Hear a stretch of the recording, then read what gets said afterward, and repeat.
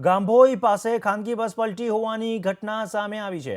ખાનગી બસ પલટી જતાં એકનું મોત થઈ ગયું છે, જ્યારે 15થી વધુ લોકો ઘાયલ થઈ ગયા છે। ઘાયલોને 108 મારફતે સારવાર માટે હોસ્પિટલ લઈ જવાયા છે।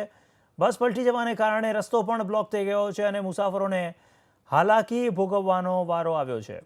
તો ગાંભોઈ પાસેનો આ બનાવ છે હિંમતનગરના, જ્યાં એક બસ પલટી ખાઈ ગઈ। ખાનગી સર્વિસની આ બસ છે અને એ પલટી ખાઈ જવાની આ ઘટના સામે આવી રહી છે, જેમાં એક વ્યક્તિએ જીવ ગુમાવ્યો છે।